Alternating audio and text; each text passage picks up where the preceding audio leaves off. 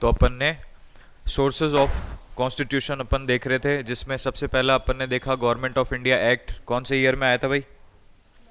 1935 में आया था, याद है आपको? उसमें से कई सारी चीज़ें अपन ने लिख ली थी, क्या क्या आया था, तो रिट जोरिस्डिक्शन और भी बहुत सारी चीज़ें वो ऑलरेडी एक्ट में थी। उसके बाद में हम जब नेशन वाइज पढ़ रहे हैं कि कौन से देश से हमने क्या क्या लिए, तो मैंने आपको एक छोटा सा हिंट बताया था कि पार्लियामेंट्री जितनी भी चीज़ें हैं, पार्लियामेंट्री, ये बाई कैमरल हाउस हो गया, प्रिविलेजेस हो गए, ये सारे के सारे हमने कहाँ से लिए? ब्रिटेन से। खास खास बातें क्या थी? सिंगल सिटीजनशिप भी हमारी कहाँ से है? ब्रिटेन से है। रिट जुरिस्डिक्शन हमारा कहाँ से है? ब्रिटेन से है। तो ये थोड़ा सा आपको अलग याद रखना है, ठीक। अगली हेडिंग लगाओ अब इसके अंदर, यूएसए। यूएस से हम क्या क्या ऑप्ट करके लाए? यूएस से 3 घंटे पढ़ना आज तुमको, ठीक है? हाँ, चाय की व्यवस्था करवा दूँ, और चाय नाश्ता कुछ समोसा लगेगा नेताजी आपको? करा दो तो बढ़िया रहेगा, है। चलो, तो अगला हेडिंग आ गया अपना USA, United states of America. यहाँ से हम क्या क्या लाए, और यहाँ का मैंने आपको पहले ही बता दिया था, यहाँ से जो चीज़ें हम लाए हैं उसमें सबसे पहला आपको क्या देखने को मिलेगा भाई? जुडिशरी। क्या देखने को मिलेगा? जुडिशरी। तो याद रखना, हमारा जो जुडिशरी है वो कैसा है? इंडिपेंडेंट है। कैसा है? इंडिपेंडेंट है। और ये इंडिपेंडेंट जुडिशरी हम कहाँ से लाए हैं? यूएसए से लाए हैं, ठीक। इसके अलावा पीआईएल, आप पुलिस के पास जाते हो तो एफआईआर दर्ज होती है, करेक्ट। वैसे ही कोर्ट में जाते हैं तो पहला क्या लगता है? पीआईएल, पब्लिक इंटरेस्ट लिटिगेशन बोलते हैं इसको, पब्लिक इंटरेस्ट लिटिगेशन। ये हम कहाँ से लाए हैं? यूएसए से, ठीक। इसके अलावा रिमूवल प्रोसीजर, हटाने की जो प्रक्रिया है, किसकी? रिमूवल प्रोसीजर ऑफ जजेस, supreme court and high court के जो जजेस हैं उनको हटाने की प्रक्रिया भी हम कहाँ से लाए हैं? यहीं से लाए हैं। आपको पूछा जाएगा कि फंडामेंटल राइट्स हम कहाँ से लाए हैं? यूएसए से। सबसे मेन चीज़ तो यही है, फंडामेंटल राइट्स यहीं से लाए हैं। इसके अलावा जुडिशरी आ गई, तो जुडिशियल रिव्यू का जो कंसेप्ट है कि कोई भी कानून देश में बनेगा तो उसको रिव्यू किया जा सकता है, तो ये जुडिशियल रिव्यू का कंसेप्ट भी हम यूएसए से लाए हैं।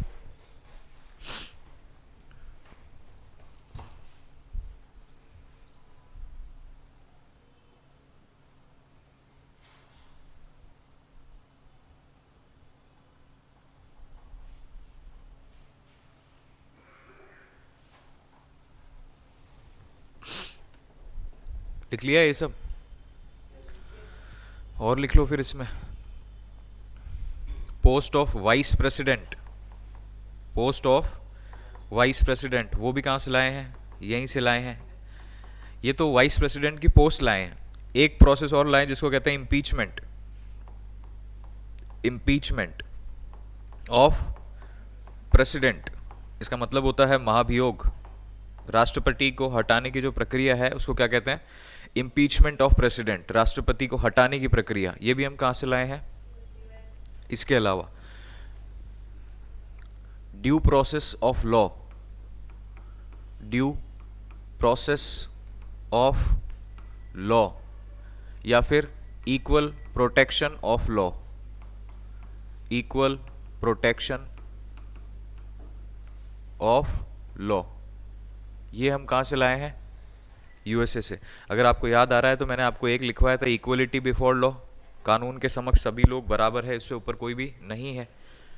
ये हमने कहाँ से लिया था? ब्रिटेन से। वो नेगेटिव इंटरप्रिटेशन है। ये क्या है? Equal protection of law. ये कैसा है? पॉजिटिव इंटरप्रिटेशन है। इसके अलावा जो हमारा प्रीएम्बल है, वैसे तो मैंने ये पॉइंट बता दिया था, जो हमारा प्रीएम्बल है उसकी पहली लाइन, फर्स्ट लाइन, ये भी हम कहाँ से लाए हैं? यूएसए से लाए हैं। ये सारे पॉइंट्स आपको ध्यान में होने चाहिए। जुडिशियल रिव्यू और पब्लिक के हित की जितनी भी चीज़ें आपको देखने को मिलती है वो कहाँ पे है? यूएसए से।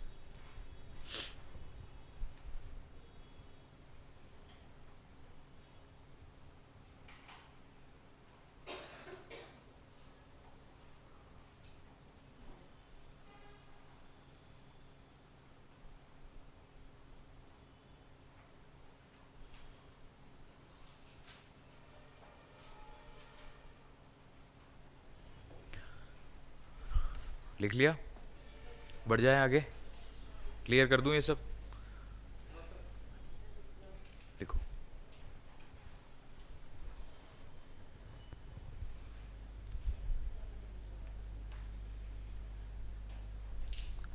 हाँ जी, चलें? हो गया, लिख लिया आपने? चलिए। तो आपने देखा कि ब्रिटेन से तो हम जितनी भी पार्लियामेंट से रिलेटेड चीज़ें हैं, रिट जुरिस्डिक्शन और सिंगल सिटीजनशिप और bicameral system, parliamentary privileges, parliament parliament parliament मतलब नेतागिरी वाली जितनी चीज़ें हैं वो सारी उधर से आई है।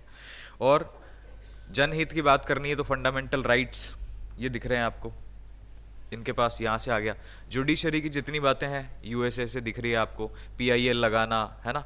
और एक जो रूल ऑफ लॉ है उसका एक ध्यान रखिएगा, ड्यू प्रोसेस ऑफ लॉ या फिर equal protection of law. Positive interpretation कहाँ से लिया है हमने? यूएस से लिया है, ठीक। अगला आता है अपने पास में कनाडा। अगला कौन सा आएगा? कनाडा। कनाडा से हम क्या लाए? कनाडा से लाए हम फेडरल स्ट्रक्चर। कैसा स्ट्रक्चर है?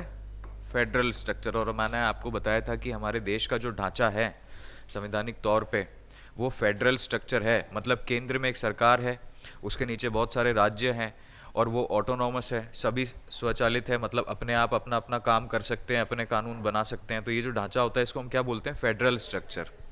बात समझ आ गई? लेकिन फिर भी हम क्या है? यूनियन ऑफ स्टेट्स हैं। यानी इससे ये पता चलता है कि ज़्यादा ताकत किसके हाथ में रहेगी? हमेशा यूनियन के हाथ में। फेडरल स्ट्रक्चर तो है लेकिन हमने पूरे कॉन्स्टिट्यूशन के अंदर कहीं पे भी ये शब्द फेडरल मेंशन नहीं किया है। बी आर अम्बेडकर ने कहा था कि हमारा जो संविधान है इसको आप जब देखोगे तो ये बिल्कुल फेडरल स्ट्रक्चर है, लेकिन पीस टाइम में। क्या कब की बात कर रहे हैं? पीस टाइम में, जब शांति से चीज़ें चल रही है तो ये फेडरल स्ट्रक्चर है। और है भी सही, आप देखो शांति से जहाँ चीज़ें चल रही है वहाँ सब फेडरल स्ट्रक्चर आराम से काम कर रहा है।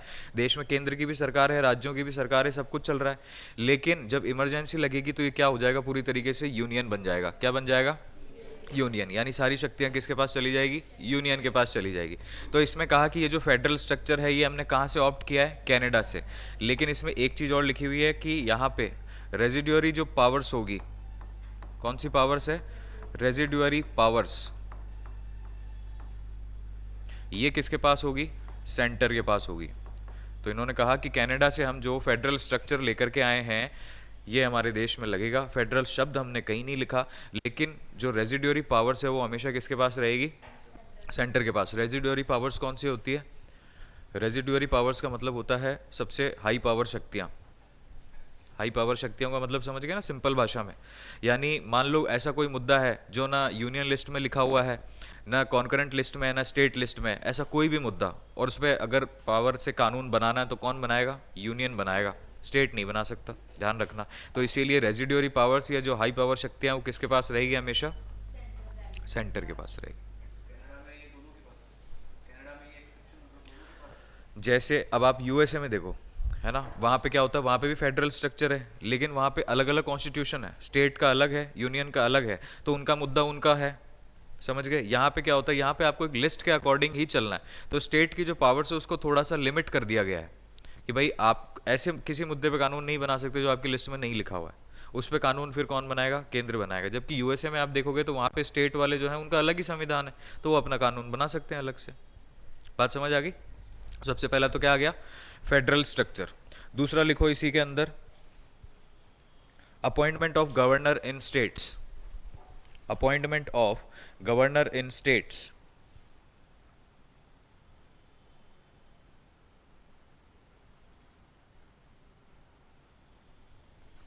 Appointment of governor in states. भाई गवर्नर जो जाता है स्टेट के अंदर, गवर्नर इन स्टेट्स, कौन भेजता है इसको? सेंटर। कहाँ से जाता है ये? सेंटर से। अपॉइंटमेंट तो कौन करेंगे? प्रेसिडेंट साहब ही करेंगे, लेकिन किसके बिहाफ पे? जो उनके पास में लिस्ट आएगी, इन इन लोगों को क्या बना दो? गवर्नर, वो बना देंगे। तो गवर्नर जो जाते हैं स्टेट में उनकी अपॉइंटमेंट जो है वो भी हम कहाँ से लाए? कनाडा से। उसी तरीके से एक चीज़ और आती है इसके अंदर, इसमें आता है advisory jurisdiction. Advisory jurisdiction. Advisory jurisdiction article 143 में आएगा। इसमें है क्या एक्चुअल में कि इसके अंदर सुप्रीम कोर्ट जो है, सुप्रीम कोर्ट, एडवाइजरी जुरिस्डिक्शन का मतलब है जो आपके देश में सुप्रीम कोर्ट है वो एडवाइस दे सकता है, सलाह दे सकता है किसको? प्रेसिडेंट को, लेकिन बिना पूछे नहीं देनी है, वो मांगे तभी देनी है। ठीक है, कि प्रेसिडेंट को किसी चीज पे कोई सलाह चाहिए तो किससे मांग सकते हैं?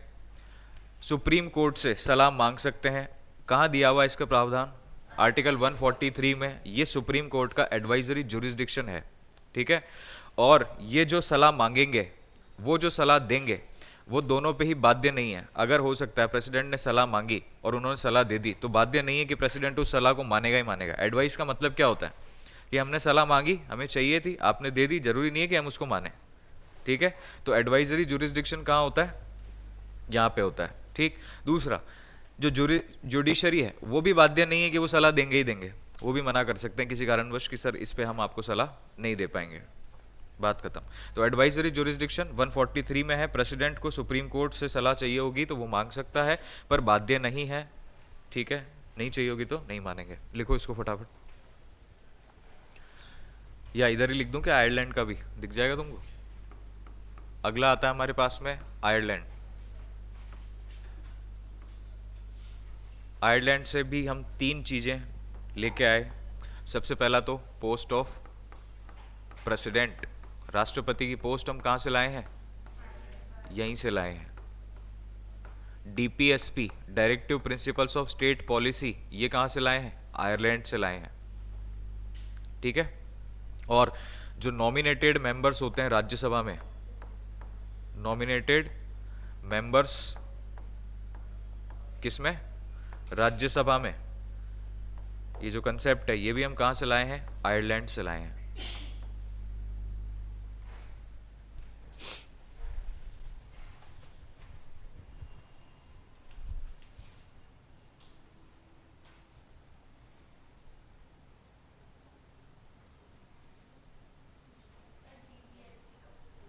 Directive principles of state policies, हाँ, राज्य के नीति निर्देशक सिद्धांत पढ़ेंगे ना, अभी बताऊंगा ना आपको। Directive principles of state policies. अगला लिखो साउथ अफ्रीका।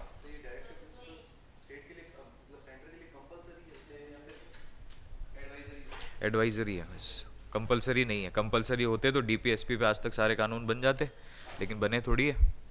इसका सबसे बड़ा उदाहरण है आर्टिकल 44 यूसीसी। आज तक बना है क्या कानून इस पे? नहीं बना। तो इसका मतलब DPSP are not enforceable by court, ये बाध्यकारी नहीं है कि डीपीएसपी पे जो लिखा हुआ वो मानना ही पड़ेगा। ठीक है, अगला लिखिए south Africa. South Africa, south Africa से हम 2 ही चीजें लाए, यहां लिख रहा हूं मैं, साउथ अफ्रीका। एक तो लेके आए procedure of constitutional amendment, procedure of constitutional amendment, संविधान संशोधन की जो प्रक्रिया है वो लेकर के आए।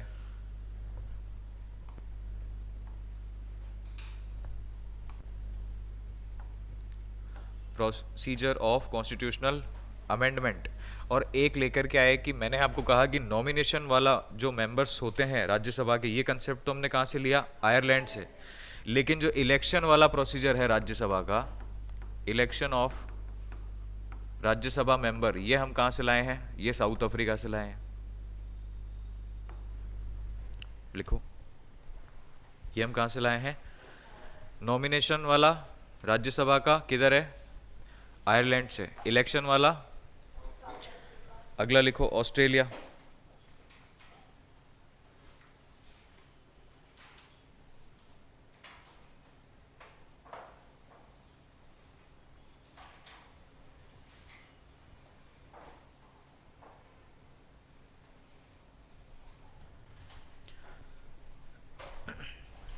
लिख लिया ये सब, आगे चलें। अगला आ गया हमारे पास में ऑस्ट्रेलिया।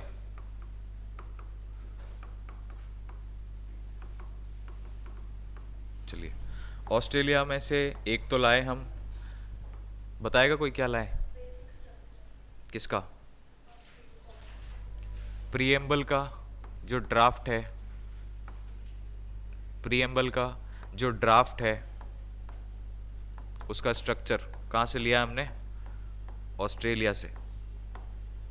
याद आ गया? प्रीएम्बल का जो ड्राफ्ट है, मसौदा है, उसका स्ट्रक्चर कहाँ से लाए भाई? यहाँ से लाए। इसके अलावा कॉन्करेंट लिस्ट, जो समवर्ती सूची होती है आपकी, जिस पे दोनों कानून बना सकते हैं, वो लेकर के आए हैं। कहाँ से? ऑस्ट्रेलिया से। एक इसके अंदर लेकर के आए हैं जॉइंट सिटिंग, जॉइंट सिटिंग। क्या लेके आए भाई? Joint sitting. एक साथ में बैठक करवा देते हैं राज्यसभा की और लोकसभा की। जब भी ऐसी कोई जॉइंट सिटिंग होती है, ये कुछ खास मुद्दों पे होती है जहां सरकार को लगता है कि भाई हमारा बिल जो है दूसरे हाउस में अटक जाएगा, तो मेजोरिटी काउंट बढ़ाने के लिए, ताकि लोग एक साथ बैठेंगे तो मेजोरिटी काउंट बढ़ेगा और फिर उस मेजोरिटी में हम जीत जाएंगे, तो इसीलिए जॉइंट सिटिंग करवा देते हैं। आज तक कई बार हुई है ना? तो जॉइंट सिटिंग में याद रखना कि जब भी जॉइंट सिटिंग होगी, उसके अंदर जो मेन आदमी मुखिया बैठेगा वो कौन होगा? लोकसभा का स्पीकर होगा। याद रखना, किसका स्पीकर होगा? लोकसभा का स्पीकर होगा, जो मेन वहां पे एक्ट करेगा एज ए चेयरपर्सन। वैसे तो अपर हाउस अपन बोलते हैं, राज्यसभा को परमानेंट हाउस बोलते हैं, ज़्यादा इंपॉर्टेंस उसकी दिखाते हैं, लेकिन नहीं, लोकसभा का जो स्पीकर होगा, जैसे ओम बिरला जी है, तो वो बैठ जाएंगे कहाँ पे? जॉइंट सिटिंग की बैठक में। इसके अलावा ट्रेड के जो कंसेप्ट है, ट्रेड, व्यापार के, ये सब हम कहाँ से लेके आए? ऑस्ट्रेलिया से। जैसे इंटरस्टेट जो ट्रेड होते हैं, व्यापार होता है इंटरस्टेट, या सेंटर और राज्य के बीच में जो व्यापार होता है, वो सारे कंसेप्ट हम कहाँ से लाएं? ऑस्ट्रेलिया से। और एक इसी में अगर आप ध्यान रख सको तो व्यापार से रिलेटेड है कि जैसे अगर किसी स्टेट ने एग्रीमेंट कर रखा है, स्टेट ने कोई एग्रीमेंट कर रखा है इंटरनेशनल लेवल पे, किस पे कर रखा है? इंटरनेशनल लेवल पे, तो केंद्र की सरकार उसका कानून बना सकती है। ध्यान से सुनना, centre can make law on state list which are related to agreement of international level trade. बात समझ आई? Centre can make law on state list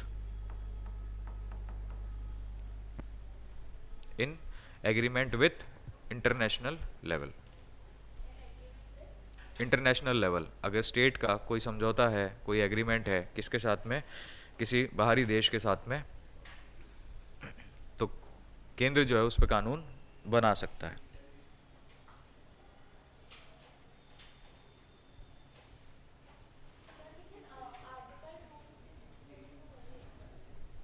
वो अलग है, ठीक है। अगली हेडिंग लगाओ, फ्रेंच कॉन्स्टिट्यूशन। फ्रांस से क्या लाए? फ्रांस से क्या लाए? एक तो हमारा जो गणतंत्र, रिपब्लिक स्ट्रक्चर है, वो लाए। फ्रेंच से क्या लाए भाई?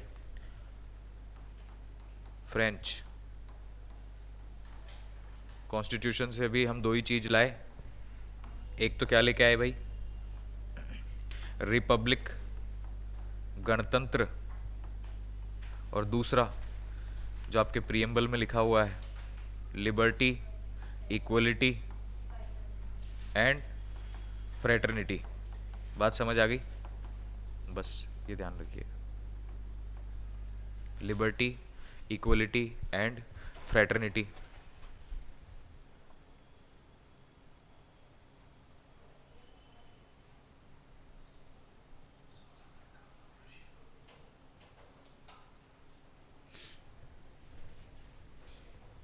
लिख लिया क्या? ये आगे बढ़ जाएं।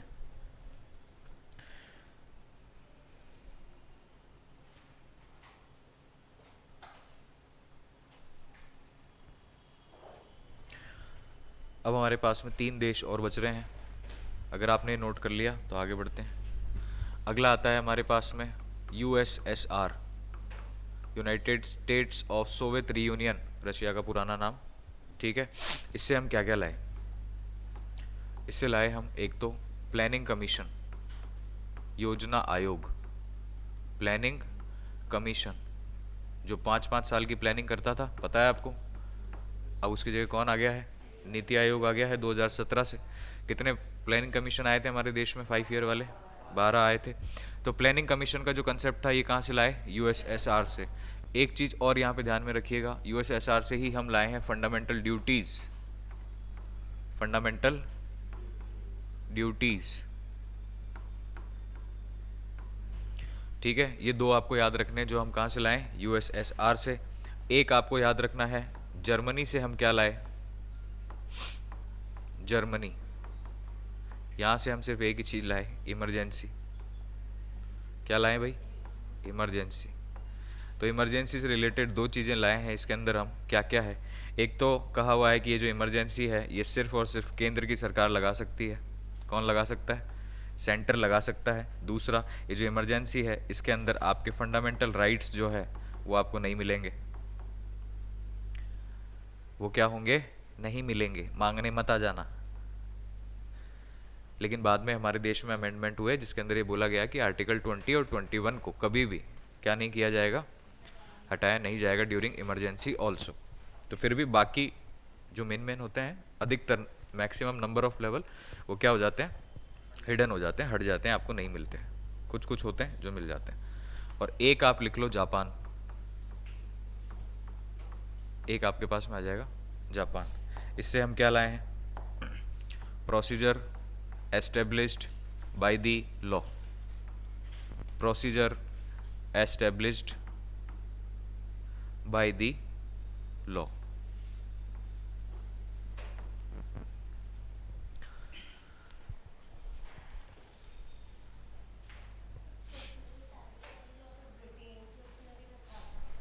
तो सेम चीज थी, दोनों में से लिया है, ठीक है।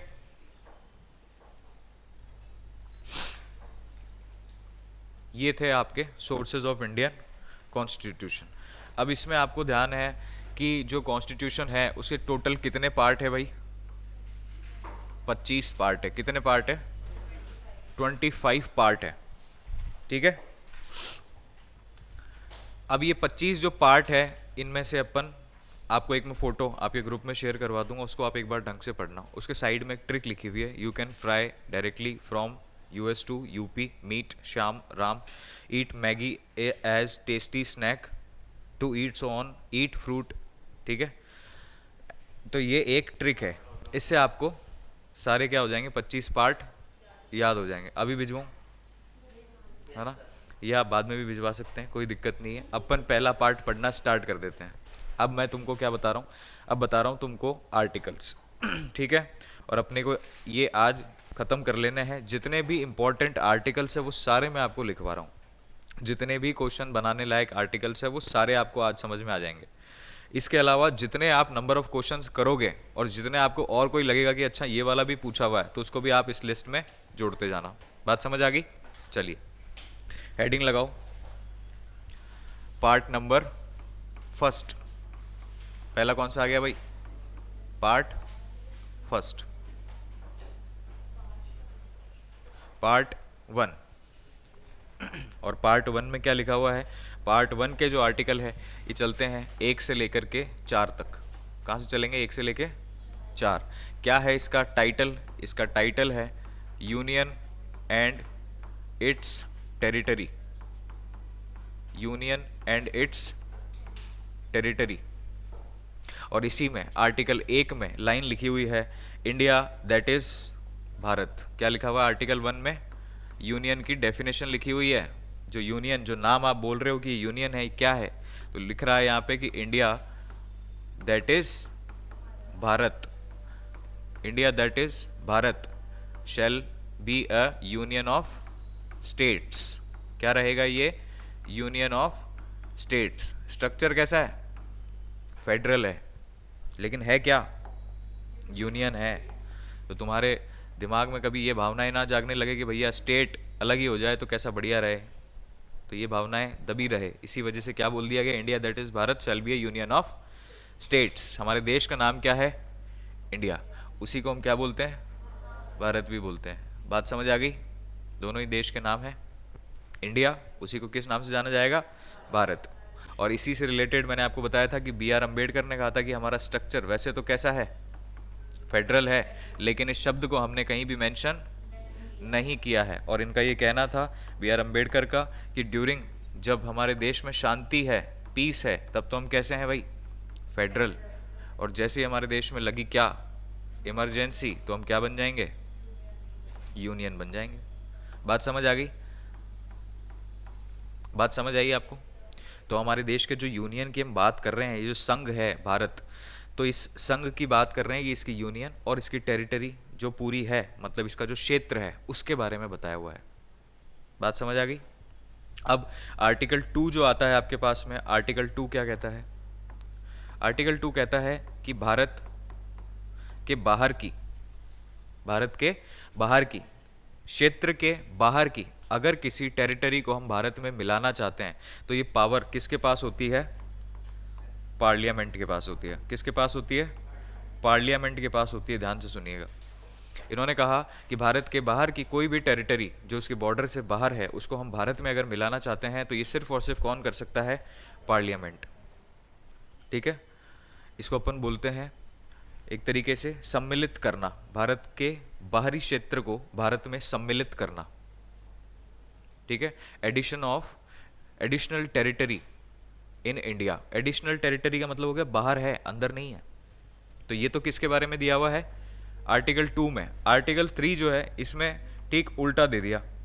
आर्टिकल 3 में कहा कि भारत देश के अंदर का, मतलब आप समझो इसके अंदर क्या दिया हुआ है कि जो हमारी एक्चुअल टेरिटरी है ना, उसमें बदलाव हो रहा है। आप समझ गए? भारत को जो एक फिक्स मैप है, उसमें जो बदलाव हो रहा है कि हम अपना कोई हिस्सा किसी को दे रहे हैं, किसी और का हिस्सा कुछ ले रहे हैं, तो हमारे एक्चुअल मैप में जो चेंज हो रहा है, ये चेंज कौन करवा सकता है? क्षेत्र। भारत का जो एक मैप है, जो उसका एक फिक्स क्षेत्र है, जो एरिया दिखाया हुआ है, उसमें से कुछ हिस्सा अगर आप चाइना को, पाकिस्तान को, किसी को दे रहे हो, तो आपका एक्चुअल मैप में चेंज हो रहा है ना, तो वो कौन कर सकता है? सिर्फ और सिर्फ पार्लियामेंट। ठीक। दूसरा, अगर आप भारत के अंदर के ही किसी राज्य का नाम बदल रहे हैं, ठीक है, दो राज्यों को मिलाकर के एक बना रहे हैं, एक को तोड़ के दो या तीन बना रहे हैं, तो ये सारे काम भी कौन कर सकता है? पार्लियामेंट ही कर सकती है। बात समझ आई? तो ये होता है admission of new states. Admission of new states, नए राज्यों को बनाने का बोल रहा है इसमें, एडमिशन ऑफ न्यू स्टेट्स। ठीक है, बात समझ आई? नेम चेंज भी इसी में आएगा। राज्यों के अगर नाम बदले जा रहे हैं तो वो भी किस में आ जाएंगे? इसी में आ जाएंगे, नेम चेंज।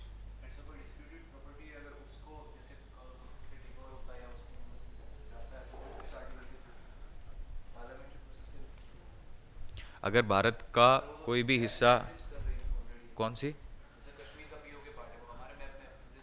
हाँ, तो हम मानते हैं उसको, वो हमारा हिस्सा है।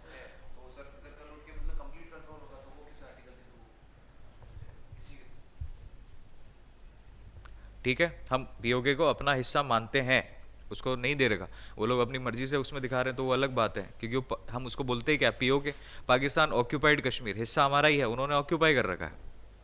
बात समझ आ गई? तो पार्लियामेंट अगर बाहर के किसी हिस्से पे बात करती है तो उसको कॉन्स्टिट्यूशनल अमेंडमेंट माना जाएगा। अगर आप भारत के एक्चुअल क्षेत्र के अंदर बदलाव कर रहे हैं और कोई एरिया किसी को दे रहे हैं या बाहर से ले रहे हैं, तो उसको क्या माना जाएगा? कॉन्स्टिट्यूशनल अमेंडमेंट, संवैधानिक बदलाव माना जाएगा। बात समझ आ गई? दूसरा, इसके अंदर अगर आप न्यू स्टेट्स बना रहे हैं तो वो तो आप अपने ही एरिया में बना रहे हो ना, इसमें संविधान संशोधन इसको नहीं माना जाएगा। बात समझ आई? अब सुनिए आर्टिकल 4।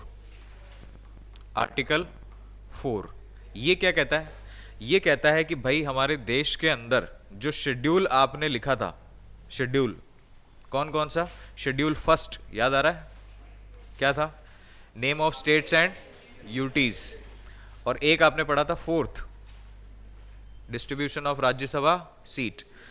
ये आर्टिकल बैक करता है इन दोनों को और ये कहता है कि जब भी इसमें और इसमें बदलाव होगा तो उसको कॉन्स्टिट्यूशनल अमेंडमेंट नहीं माना जाएगा, संवैधानिक संशोधन नहीं माना जाएगा जब भी इनमें बदलाव होगा।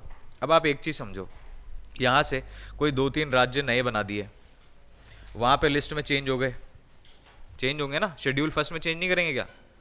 भाई नए राज्य बनाएंगे तो उनकी जो लिस्ट है उसमें अपडेट तो करना पड़ेगा। नहीं समझ पाए?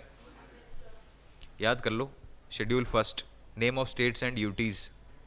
करेक्ट। तो जब भी कोई नया राज्य बनेगा या दो राज्यों से एक राज्य बना देंगे तो आपको शेड्यूल फर्स्ट में चेंज करना पड़ेगा। तो थोड़े दिन बाद इनको लगा कि नहीं नहीं, वो पुराने वाले ही ठीक थे, वापस बदल देते हैं। तो ऐसे तो हर बार क्या होगा, कॉन्स्टिट्यूशनल संवैधानिक वो जुड़ता ही चला जाएगा, अमेंडमेंट नंबर बढ़ता जाएगा। वो बोले कि नहीं, फर्स्ट में अगर कोई चेंज होता है तो उसको क्या नहीं मानेंगे, कॉन्स्टिट्यूशनल अमेंडमेंट नहीं मानेंगे। दूसरा, राज्यसभा की जो सीटें हैं, ये डीलिमिटेशन कमीशन जो मैंने आपको बताया था, परिसीमन आयोग के आधार पे जब वो अपनी रिपोर्ट देता है तो केंद्र और राज्य क्या करते हैं, सीटों को बढ़ाते हैं या घटाते हैं। ठीक, उसको भी हम क्या नहीं मानेंगे, संवैधानिक संशोधन नहीं मानेंगे। क्योंकि आप हर जनगणना के बाद ही अगर इसमें बदलाव करने लगे तो हर बार ही हमको क्या करना पड़ेगा, कॉन्स्टिट्यूशनल अमेंडमेंट दिखाना पड़ेगा। तो संविधान का जो मूल ढांचा है, बेसिक स्ट्रक्चर है, उसके अकॉर्डिंग कॉन्स्टिट्यूशनल अमेंडमेंट का मतलब है कि संविधान में कुछ मूलतः चेंज हुआ है और वो परमानेंट चेंज रहेगा एक लंबे समय तक के लिए। लेकिन ये तो थोड़े थोड़े दिन में बदलते जाते हैं, तो इसको हम क्या नहीं करेंगे, नहीं मानेंगे। बात समझ आई? क्वेश्चन कैसा बनेगा इस पार्ट से, सबसे पहला पूछेगा कि आपको बताइए भारत जो है ये क्या है, यूनियन ऑफ स्टेट्स है, स्टेट्स का फेडरेशन है ना? तो याद रखना क्या है, यूनियन ऑफ स्टेट्स है। दूसरा, आपको पूछेगा कि भारत के बाहर की टेरिटरी को इंडिया में मिलाने की बात हो रही है, यहाँ से देने की बात हो रही है, और अगर एरिया जो डिवाइड किया जा रहा है, बात ध्यान से सुनना, जो एरिया डिवाइड किया जा रहा है, मान लो हमने चाइना को बोला कि हम आपको कुछ हिस्सा यहाँ से दे रहे हैं और कुछ हिस्सा आपका यहाँ से ले रहे हैं, बराबर एक्सचेंज हुआ है, तो इसको संविधान संशोधन नहीं मानेंगे। लेकिन अगर हम अपनी टेरिटरी, क्योंकि ऐसा क्यों नहीं मान रहे हैं, इसलिए नहीं मान रहे हैं क्योंकि हम बराबर ही क्षेत्र चेंज कर रहे हैं। मैंने कहा हमारे इंडिया का जो एरिया है, एक फिक्स लिमिट है, उसकी एक वैल्यू है, अगर हमने बराबर दिया और बराबर ही ले लिया तो एरिया तो एकदम सेम है ना, तो इसीलिए उसको संविधान संशोधन नहीं माना जाएगा। लेकिन हमने कहा कि चाइना वालों को दे तो कम रहे हैं और उनसे ले ज़्यादा रहे हैं, एरिया में चेंज हो रहा है, इसी वजह से उसको क्या मानेंगे, संविधान संशोधन मानेंगे, क्योंकि हमारे एक्चुअल एरिया में चेंज हो गया। ठीक, तो यानी याद रखिएगा, भारत के बाहर की टेरिटरी, बॉर्डर डिस्प्यूट जो होते हैं वो आते हैं इसके अंडर में। अगर भारत के अंदर का कोई भी स्टेट नाम चेंज कुछ भी हम कर रहे हैं तो उसकी भी पावर किसके पास है, पार्लियामेंट के पास में है, आर्टिकल 3 के अंदर है। इस स्टेट का नाम चेंज करने का या उसकी टेरिटरी बढ़ाने का ये जो पावर है, अब सुनना ध्यान से, ये एक ऐसा बिल होता है जिसको प्रेसिडेंट वापस रिकंसिडरेशन के लिए नहीं भेज सकता। क्या नहीं कर सकता, रिकंसिडरेशन के लिए इसको नहीं भेज सकता है, सुनना। और ये जो बिल होता है ये प्रेसिडेंट की प्रायर अप्रूवल के साथ ही पेश किया जाता है। ये किसके साथ पेश किया जाता है, प्रेसिडेंट की प्रायर अप्रूवल के साथ। जब उसकी परमिशन से ही बिल आ रहा तो रिप्लाई क्यों करेगा, रीडिस्ट्रीब्यूशन के लिए नहीं भेजेगा, उसकी परमिशन से ये बिल आएगा। अब इसमें क्वेश्चन होता क्या है कि जैसे ही बिल आया, किसी में भी आ सकता है, राज्यसभा में भी आ सकता है, लोकसभा में भी आ सकता है, और इस बिल को कंसर्न जो पर्सन है, जैसे लोकसभा में आ गया तो वो कहाँ भिजवाएगा, इसको स्टेट की लेजिस्लेटिव असेंबली में भिजवाएगा। कहाँ भिजवाएगा, स्टेट की लेजिस्लेटिव असेंबली में भिजवाएगा, और कहेगा कि देखो तुम्हारे स्टेट का जो नाम है अब से ये हो जाएगा, या हम इसका एरिया क्रॉप कर देंगे, 2 स्टेट बना रहे हैं, ऐसा करेंगे, जो भी है। वो जो लोग हैं उनको जो टाइम लिमिट दी जाएगी उस पर रिवर्ट करने के लिए वो प्रेसिडेंट ही डिसाइड करेगा। कौन डिसाइड करेगा, प्रेसिडेंट। 10 दिन है, 15 दिन में इस पर जवाब दे दो, 20 दिन में देना है, वो डिसाइड करता है प्रेसिडेंट। और अगर प्रेसिडेंट ने बोल दिया उस टाइम लिमिट में आपके अगर कोई सजेशन है तो आप दे सकते हो, लेकिन मानेंगे नहीं मानेंगे वो हमारे ऊपर है। आपको सिर्फ क्या है, सजेशन देना है। आपका सजेशन अच्छा लगेगा, कुछ बढ़िया लगेगा तो मान लेंगे। आप बोल दोगे कि मान लो राजस्थान का नाम बदल के मरुस्थान कर रहे हैं, आप बोल दो नहीं वो स्पेलिंग चेंज कर दो बस, और ठीक है ना, ऊ की मात्रा छोटी वाली लगा दो, ऐसा कोई छोटा मोटा सजेशन होगा तो मान लेंगे। वरना स्टेट का नए राज्य फॉर्मेशन में कोई ज़्यादा बड़ा रोल नहीं है, सिर्फ सजेस्ट कर सकता है। जैसे ही वो टाइम लिमिट खत्म होता है, अगर वो उस समय में रिप्लाई नहीं करते हैं तो क्या मान लिया जाएगा, फाइनल है कि उनका कोई सजेशन नहीं है। तो केंद्र सरकार क्या कर देगी, पार्लियामेंट में बिल को पास कर देगी। बात समझ आ गई? चलिए, ये था पार्ट फर्स्ट, आ गई समझ में? अब चलेंगे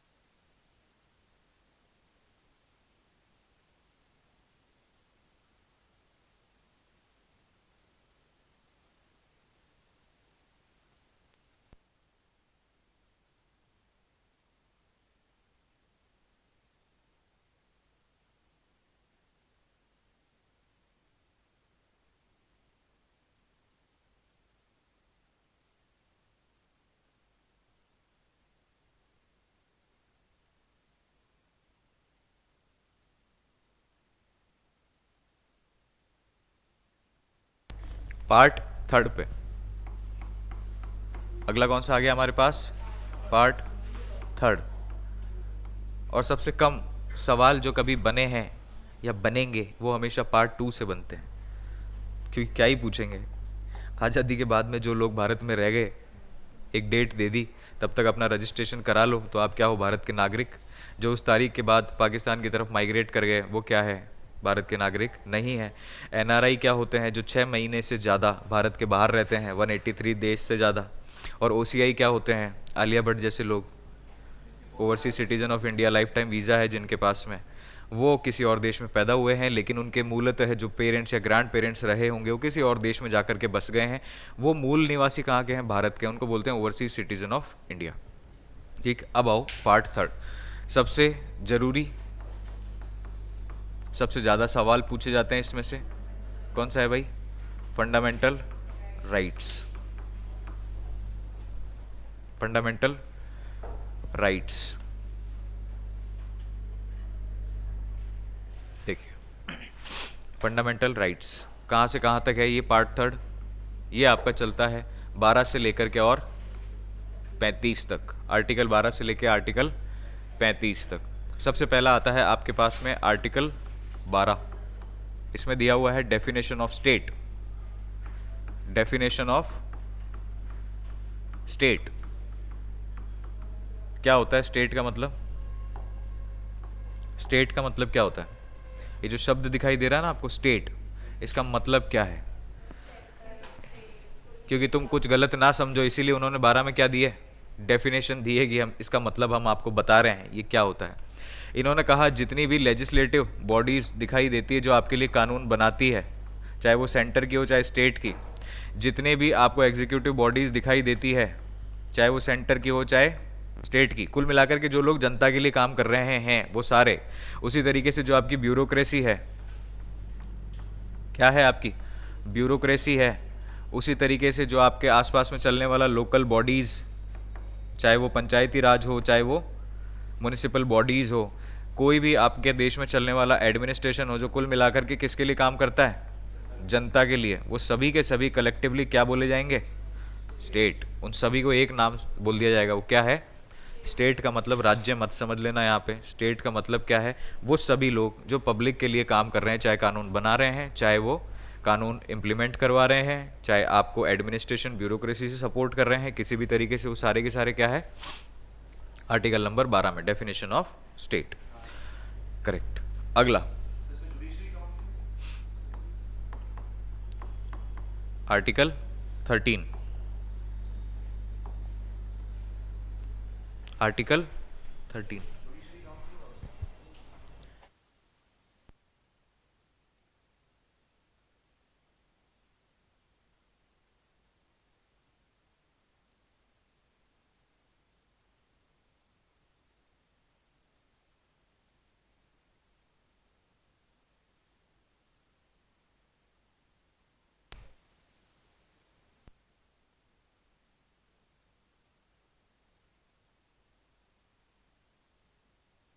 अगला आता है हमारे पास में आर्टिकल 13।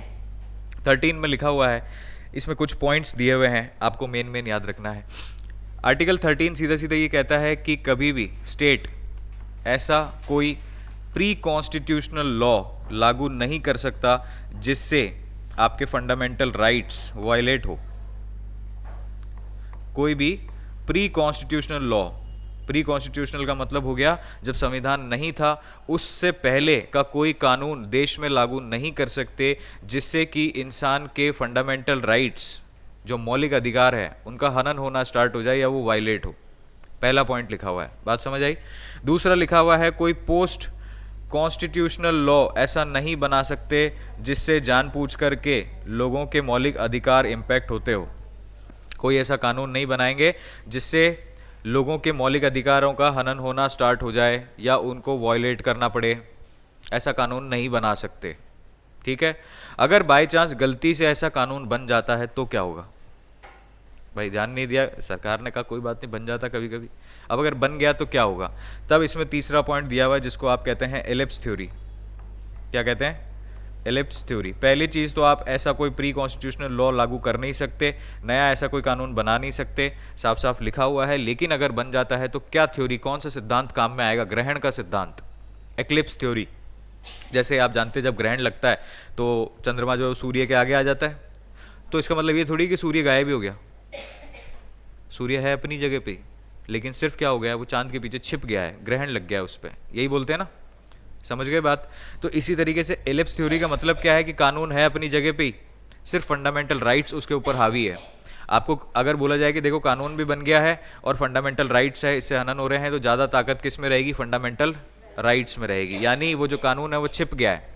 और इसी में एक पॉइंट और है कि अगर बाय चांस भविष्य में कभी पार्लियामेंट ने वो फंडामेंटल राइट ही खत्म कर दिया जो जिससे वो कानून छिप रहा है, तब क्या होगा? वो कानून लागू हो जाएगा, क्योंकि वो अपनी ही जगह पे है, वो सिर्फ छिपा हुआ है क्योंकि आपके पास में मौलिक अधिकार है। अगर वो कानून, वो फंडामेंटल राइट ही हटा दिया गया तो वो कानून क्या हो जाएगा? लागू हो जाएगा। बात समझ आई आपको? क्लियर हो गया? पहला तो ऐसा प्री कॉन्स्टिट्यूशनल नहीं बना सकते, पोस्ट कॉन्स्टिट्यूशनल नहीं बना सकते, अगर हुआ तो क्या होगा? एलिप्स थ्योरी, ग्रहण का सिद्धांत लागू हो जाएगा, कानून छिप जाएगा, मौलिक अधिकार को ज़्यादा प्राथमिकता मिलेगी। लेकिन अगर फिर इंदिरा गांधी की सरकार आई, उन्होंने एक पॉइंट और ऐड करवा दिया कि अगर हमने कभी उसके अंदर उस फंडामेंटल राइट को ही खत्म कर दिया तो फिर क्या होगा? वो कानून एज इट इज़ लागू हो जाएगा। और एलिप्स थ्योरी के अकॉर्डिंग ग्रहण जो है वो पूरे कानून पे लगेगा? नहीं, वो जहां तक फंडामेंटल राइट उस कानून के साथ क्लैश करता है वहीं तक लागू रहेगा। कहां तक लागू रहेगा? जहां तक वो उसके साथ क्लैश करता है। लेकिन कोई तो ऐसा पॉइंट होगा जहां पे वो कानून उसके साथ क्लैश नहीं करता है। जैसे एक उदाहरण मान लो, मैं आपको एक सिंपल सा एग्जांपल देता हूं कि भारत देश में ऐसा कोई कानून था जिसमें आपको कहा गया था कि आप 8 बजे के बाद में घर के बाहर नहीं घूम सकते। क्या कहा गया? 8 बजे के बाद घर के बाहर नहीं घूम सकते।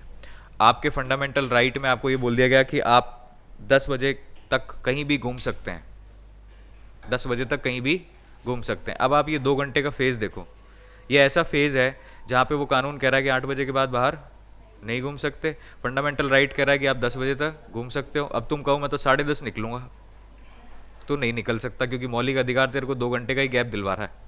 10:30 बजे बाद में तू नहीं घूम सकता, मतलब नहीं घूम सकता। तो वो कानून को तभी तक छिपाएगा जब तक आपका मौलिक अधिकार उस जगह तक जा रहा है। इसको बोलते हैं नल एंड वॉइड। कब तक होगा? जब तक वो उसके साथ में इनकंसिस्टेंट है। जैसे ही उसकी कंसिस्टेंसी स्टार्ट हुई, यानी अब वो मौलिक अधिकार खत्म हो गया, उस समय के बाद में आप बाहर नहीं घूम सकते। बात समझ आ गई? तो ये होती है एलिप्स थ्योरी। ये किस में दी हुई है? आर्टिकल 13 में। फिर आता है आर्टिकल 14। आर्टिकल 14, आर्टिकल 14, ठीक है। और आर्टिकल 14 इसके अंदर आता है रूल ऑफ लॉ। इसके अंदर क्या आता है? रूल ऑफ लॉ, विधि का कानून, विधि का कानून, रूल ऑफ लॉ।